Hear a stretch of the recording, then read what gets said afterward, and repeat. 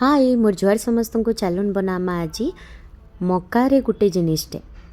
मैं आगाड़ के आपन को देखौचे केंता हिसाब रे बनामा। इटा के मुई छड़े देकरी नहीं जाइछे दुईटा मक्का के काटी देकरी मैं सियाड़े सिजावाली छाड़ी दीछे सेटा दुईटा सीटी दे देली। इन देखो हे गलान इटा के एंता गोल गोल काटबार अच्छे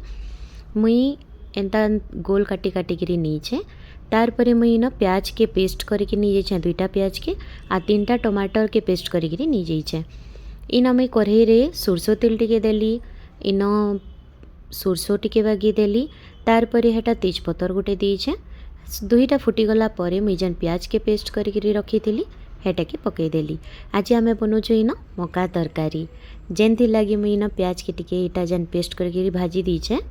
टिके लाल हो गला पर इथरे अदा लहसुन पेस्ट टिके पकई दीछे 2 चामच बागी तार पर इन जेन आम टमाटर पीसिकी नहीं थी से में हल्दी चना मसला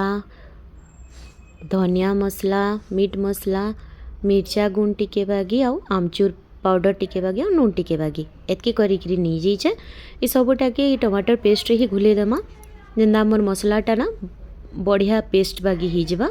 एंता हो गला परे सियाड़े आमर जेन भाजी होतला सेटा लाल हो गलान प्याजटा लाल हैला परे ये सबूटा के पकेदेमा पकेदेला परे इटा भल से टिके भाजी हैला परे इतार तेल छाड़ी बसबा देख केना सुंदर कलर आसी गलान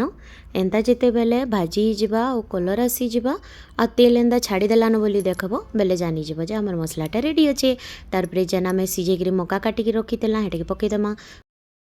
तार परे इटाके उल्टे पुल्टे देमा जेनता मसलाटा हेटा धरी देबा आमर मक्का के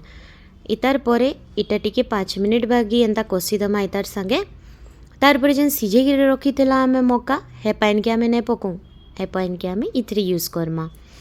सेतरे काଣା हेबा इतार टेस्टटा आहरी डबल हो जाबा इतरे सिझाला पाइन जेन थिबा जदि पकई देबो बेले एक्स्ट्रा पाइन इतरे पकावा नेनो जदि बेसी झोल दरकार बेले पकई पारबो। इतार परे इन मुई भाजिकी रखी चाउल गुण टिके बागी तो 2-3 चामच चाउल गुण दे देली जेहेतु इतरे आलू फालू किछि नहीं पड़ी बेले इटा माने टिके थिक करवा लगी ग्रेवीटा के टिके तो किछि पकई लागबा हेति लगी मैं चाउल गुण पकईछे देख इन फुटी फुटा करी इटा रेडी हो गलान केते सुंदर होइछे। इतार परे मुई इन धनिया पत्ता टिके देकरी गार्निश कर देली। मोर हस्बैंड जाइतिले ऑफिस इटा बनी गला परे जस्ट इटा मुई धनिया पत्तर पकाउथिली मोर हस्बैंड पले आसले तो मैं भावली टिके ताहाकू टेस्ट करे देसी ताहाकू आ मोर पुओ के 2 जन को मक्कार तरकारी बहुत भल लागसी। इटा एक्चुअल रे मोर माँ रो रेसिपी है आमे बहुत छोट थिला बेले ना मोर माँ इटा मक्कार तरकारी बनाउथिले। आज रो मोर रेसिपीटा भल लागिथिले प्लीज लाइक गुटे सब्सक्राइब कर देबे।